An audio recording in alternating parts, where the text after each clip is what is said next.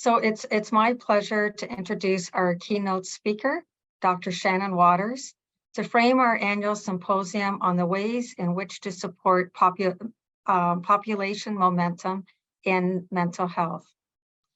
So to introduce Dr. Waters. Dr. Waters is a Coast Salish and a member of the Stuminas First Nation on Vancouver Island. She is the medical officer for the Cowichan Valley region at Island Health, Vancouver Health Authority. Dr. Waters brings two unique perspectives to frame our annual symposium on the importance of collaboration to maintain momentum and how knowing and honoring different knowledges is really critical to ensure such change is sustained. Her multiple ways of knowing, shared through ancestral stories, highlights a window of opportunity where collaboration between Western and Indigenous ways of knowing can be impactful in the field of mental health promotion and transformation. It's a privilege to have you, Dr. Waters, to join us today and to open our event. We look forward to hearing your vision, your wisdom, and to be inspired in how we can work together to ensure change happens in a way that is respectful, mindful of different knowledges, equitable. Do you know how many times I practiced saying that word and now I can't say it? And sustainable. So please join me in welcoming Dr. Shannon Waters.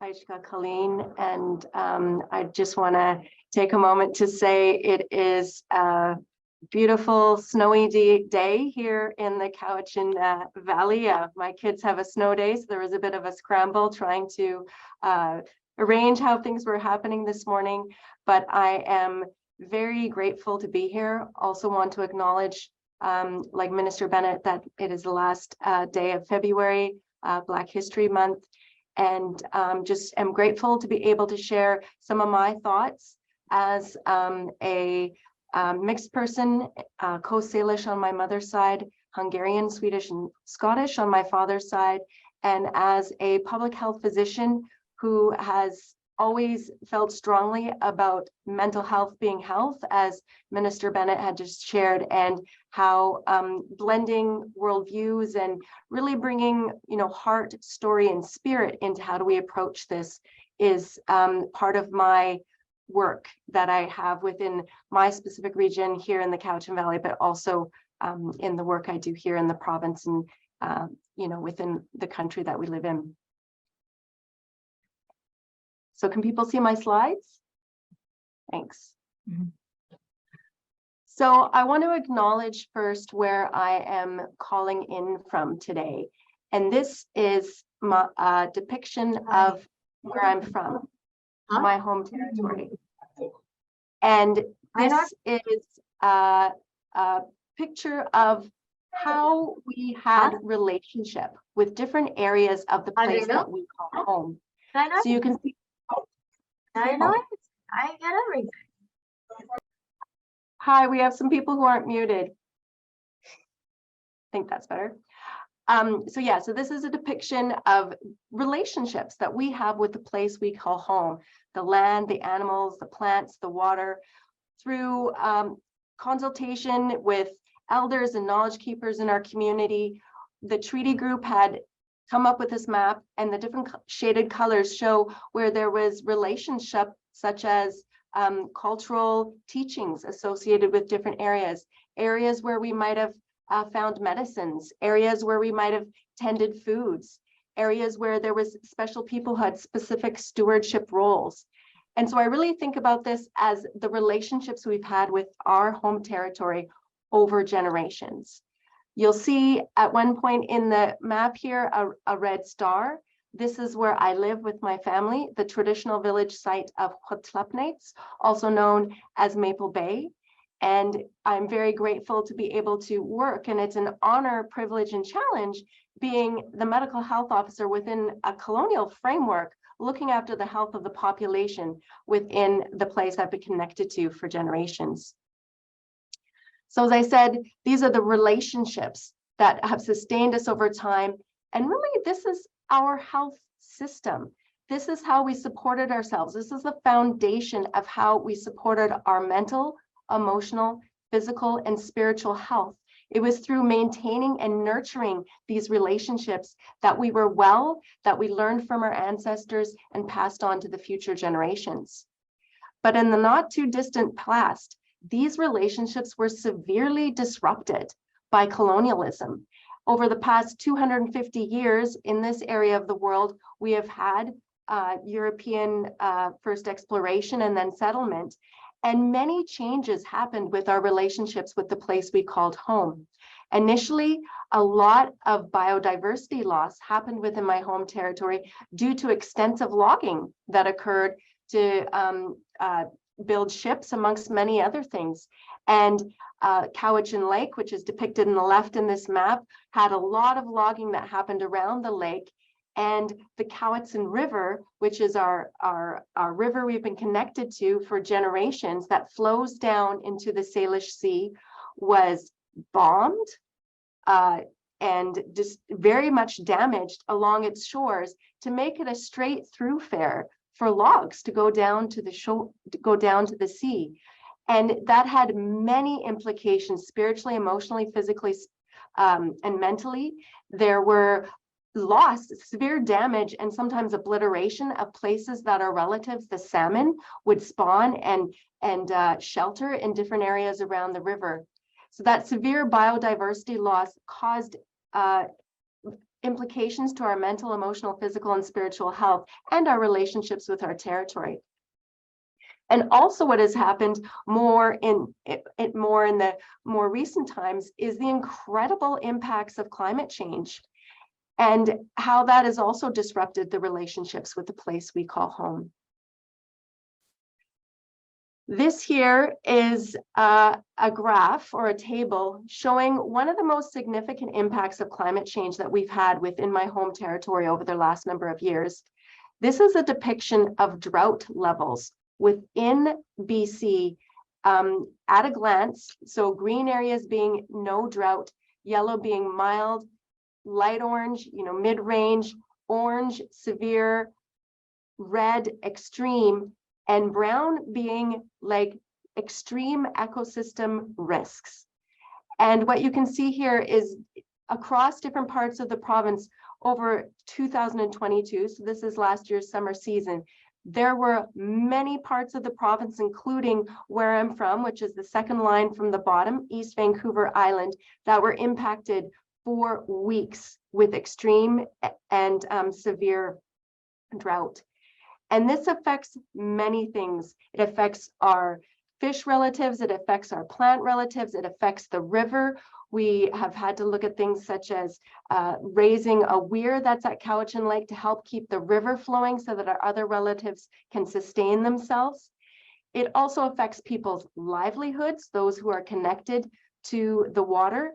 It affects the places we go to for recreation or solace or cultural practices. Many people have heard of the concept of solastasia, missing the place that you know as home while you're still there. Being in a place within our watershed where many things are under severe stress is an incredibly mentally, emotionally, and physically straining time. And I moved back home from Vancouver, where I was working at that time at the First Nations Health Authority in 2015. And that was a year of extreme drought. And we were actually living outside, my family at the time, because we were renovating the house that we were moving into, and we were living in a tent. And it was just very apparent to me, being outside over that summer season, how dry things were becoming. And I actually became quite despondent about the state of my home territory, the natural world around us. And I was looking to ways and things that I had learned over experiences that I was privileged to have, One being the opportunity to go to Pacific Region Indigenous Doctors Congress a number of years before that took place in Taiwan, hosted by the Indigenous peoples from that land. And I had the incredible privilege to be able to speak or hear Dr. Diana Kopua speak about her work she was doing around narrative therapy. And she now does this work with her partner called Mahi Atua. And really what she was doing with that work was, as a psychiatrist within the Western health system, was working with Maori people, her people, who were in distress, and actually taking that time and asking them to look back to their ancestral stories as Maori people and place themselves within those stories and see themselves as the protagonists of those stories, Maui or other Atuas or gods that are amongst their people.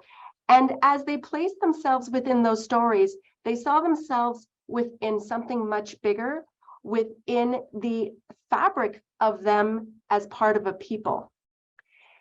And also, over time, I've been exposed, and some of you may be very familiar with this work that some of my colleagues introduced me to around the First Nations mental health continuum.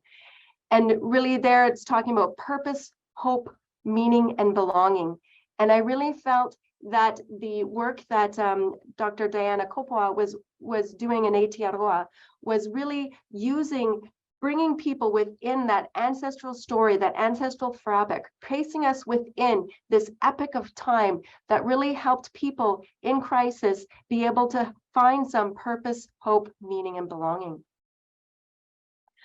So I'll bring you back now to a little bit of my own story in and around that time of drought, and how, reflecting on those things made me think about my own ancestral story as a Cowichan woman.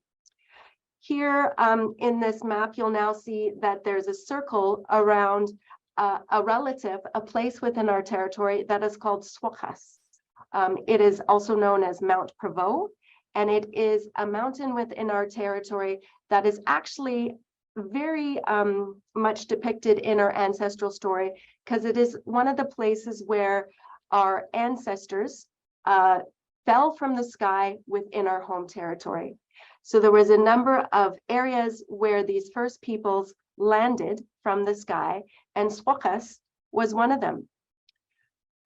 There was different oral stories I had heard about this from my community, and I was also able to read some written versions of this story that were available as well. The book on the right by Daniel P. Marshall was asked to be written by Cowichan tribes, and it's a book of many of our origin stories. And so, I returned to those stories at a time that I was dealing with some mental health crisis within my own life, things going on in my workplace as well. And as I was reading those stories, I immersed myself in the knowledge of those stories that the first men fell from the sky in different areas within our territory, and the first woman walked from Sauk, also known as Souk, to Cowichan. And as I was reading these stories, I didn't know, there wasn't a lot within them or within the oral history that I was able to hear from relatives about the journey of those women. And I had a lot of questions. How long did it take them to make that journey? What did they learn? What were their names? And as I was sitting there in a time of stress, initially I felt grief and sadness about not knowing about that part of the story. But then I realized that perhaps that was actually an invitation from my ancestors, and learning from the work of others such as Dr. Diana Kopua, to really take that story and make it my own. And when I thought of that, I did what we do in the modern age. I typed into Google Maps Sauk, and then I typed in Cowichan and was like, then I pressed search, and then there was a map how to drive that came up, and I pressed walking, and then this map you see here presented itself in front of me. And once I saw this map, I couldn't unsee it. I realized, this was actually, a not subtle message that this was a journey that I should actually take my physical body through myself.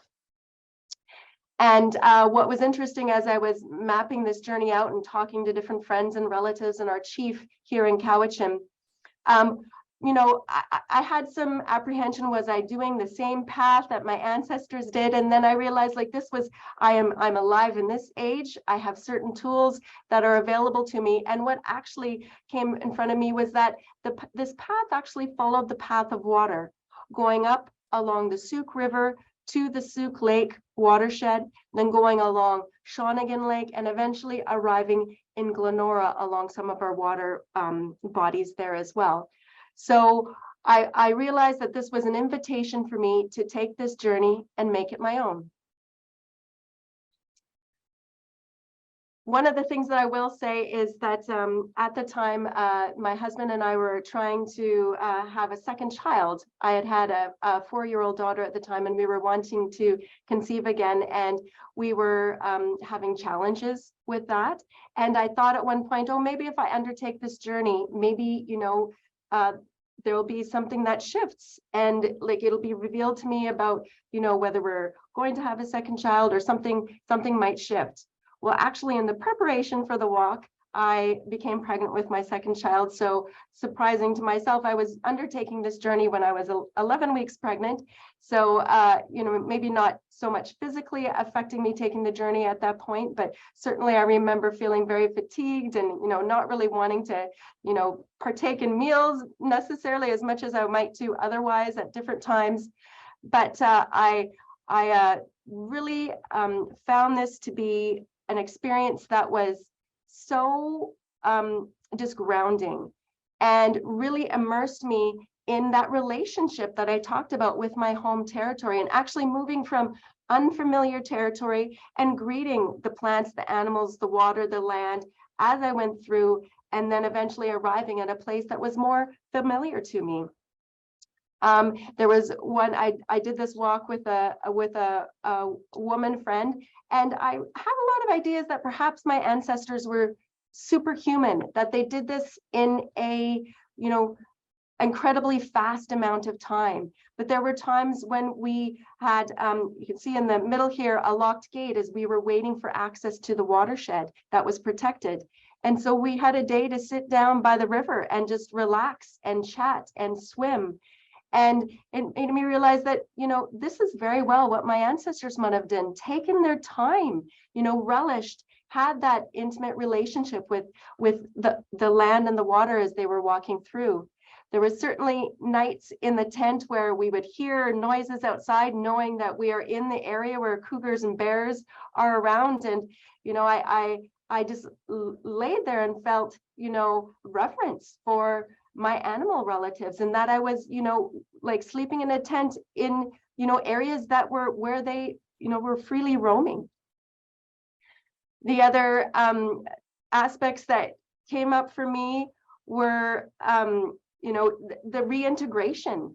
And when we arrived back at home after 5 days and 4 nights, we had a ceremony with a physician that I have worked with, and with our partners, our husbands, and my friend and I both had our husbands there. And in the ancestral story, when the woman reached Cowichan, they were searching out men that they had heard were in the territory. And after they came to the territory, they united with these men that were in the territory, and through that union, the rest of the Cowichan peoples came into being. So it was very much an interesting experience for both of us to be reunited with our partners, knowing that I was pregnant and was going to soon expand my family after making this journey. And so it very much brought so much grounding and knowledge to me that I, months later, brought to my work when a medical health officer position became available within the Cowichan Valley region. And in approaching that work, I was really trying to figure about what my priorities were. And I thought about the journey that I had taken, tracing the steps of my ancestors. And I thought about, you know, how that journey could help inform what my priorities were, just as much as anything else might, including the data that we have. And what prompted my journey in the first place, grief around climate disruption and also biodiversity collapse, was a priority in my work. The effect of mental health conditions in our population was a priority in my work, and looking at mental health and family affliction as well. And when we look at the other context of what informed these priorities, many of you know the World Health Organization states that, you know, climate change is our most significant health threat in this century. When we look at mental health conditions, I know all you here are doing this work, so no surprise, but this is where we have our largest burden at a population level, looking at particularly with the largest burden, depression and anxiety disorders. And then in terms of mental health or mental child and family affliction, if we put investment in our mothers, our families, our children, this is where we have the highest return on our investment. But thinking about my teachings, we want to talk about what we want to see, not what we are wanting to change. So when I thought about these priorities and the journey that I had taken in the steps of my ancestors, I thought about, okay, what in fact do we want to see? How do I reframe my priorities in terms of what we would like to see? And I think about the ancestral story, and the first men fell from the sky on the land, and the first woman walked across the land to Cowichan. Through that journey, they had that connection to nature, to the territory, to the water, the land, the animals, and the plants around them. And myself, through taking that journey, and perhaps my ancestors as well, had their mental, emotional, physical, and spiritual well-being strengthened through that connection. And upon arriving at the place where there was, the union of the ancestors, there was the ability for there to be maternal, child, and family well-being based on those conditions of having that connection, being mentally well, and having a supportive community for raising families. Which brings me to the last kind of depiction or map or visual, and you might see through this these slides that I do share a number of maps or visuals. And this one is looking at, you know, the First Nations perspective on health and wellness. And this is something that I had the honor of working with others to put together a visual, well, at the time that I was at the First Nations Health Authority. And so this was created through feedback and discussions with the over 200 First Nations communities in BC. And it came to a depiction of how the First Nations Health Authority in and of itself was going to be based on in terms of its creation and structure. And of significance to just what I want to share here this morning, I have highlighted here the green ring, and in particular the circle around land, people that surround us and the places from which we come. So our family, in whatever ways that family looks like, in many different ways, and that family also includes the land, the animals, the plants, the water, where we come from, and this is part of our identity. And then also being part of nations or communities. So these people that surround us and the places from which we come are an important part of our health and wellness. In fact, the foundation of our health system, I believe, like I was sharing earlier on. Here I want to draw attention to the yellow ring of the circle. And this is the overarching values that support and uphold our wellness. Things such as wisdom.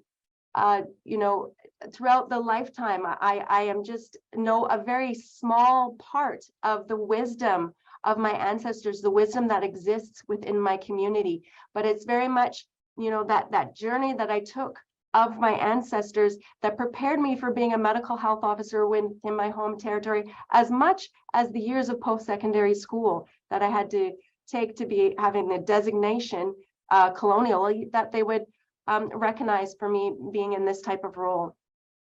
Also, we think about the respect, the responsibility, and the relationships. I have responsibility as a Hul'qumi'num woman to other people within my community, to families, to the land, the animals, the plants. And in my role as medical health officer, I hope I can give a bit back through that all that has been given to me. And ultimately, in maintaining and nourishing those relationships is how I can support myself, my family, and the greater community, emotionally, mentally, physically, and spiritually. And in talking about the maternal, child, and family health, I'll end just with a little anecdote from my oldest daughter. Isis is her name.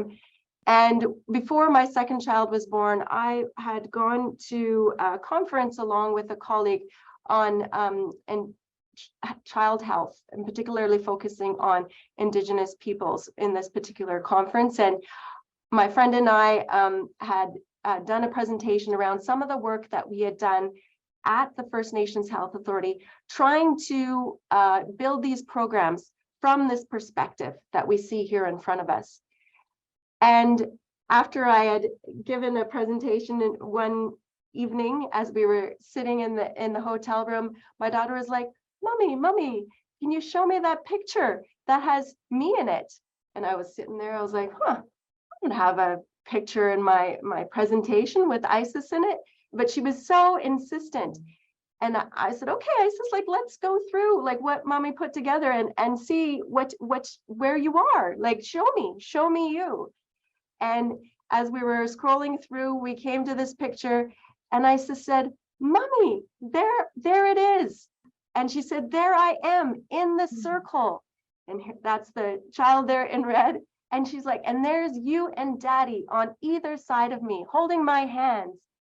And for a minute, I just sat there and I was like, I never noticed that there was a child within this circle, and how we balance, in the center, the human being, being the best human being we can on the day that we are in, balanced with the population outside. And I really sat there and thought, if we are building something at this point, and how we look at our health system and how we support our emotional, mental, physical, and spiritual health, what we take from our ancestors and what we want to pass on to the future generations, if we build something that my daughter, who was 3 at the time, that a 3-year-old can see themselves within, I think we are on the path for better mental, emotional, physical, and spiritual health for all, and recognizing those relationships amongst families in many forms and amongst communities and populations to help support us all for the challenges, including coming out of COVID and the many disruptions to those relationships that we had. We can move better to those challenges that we have coming ahead. So with that, I'll raise my hands and say, Hait Sapka, and thank you for having the opportunity to share some words with you here today.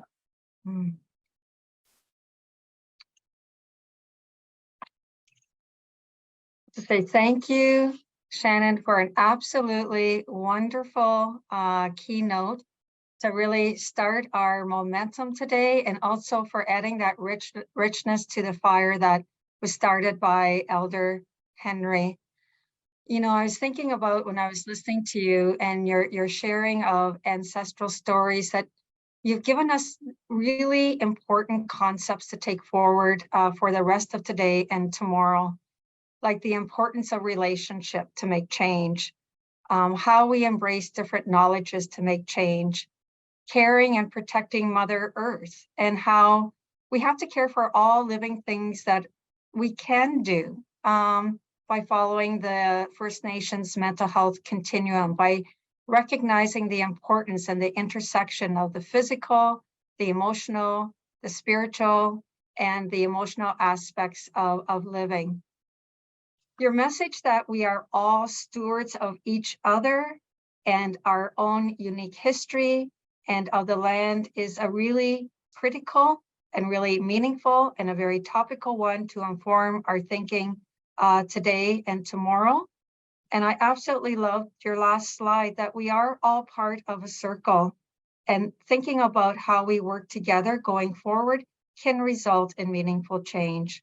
So thank you so much, Shannon, for that absolutely inspiring message. Okay. So our next thing that we're going to do is to take a very short break. It's currently 1:09, and we're going to take a short break until I believe 1:15. And during that time, we invite you to visit, get up and stretch and get a quick drink or use the washroom in the next 5 minutes. We also invite you to go to Huva, where we have a gallery walk, where you can see these amazing mental health promotion projects right across Canada. And so please peek in and take a view of the amazing work that's being done by people right across our Canada from coast to coast to coast. So we have 5 minutes. So that means if you have a bit of a different time on your computer, we will reconvene at 15 minutes past the hour or 1:15.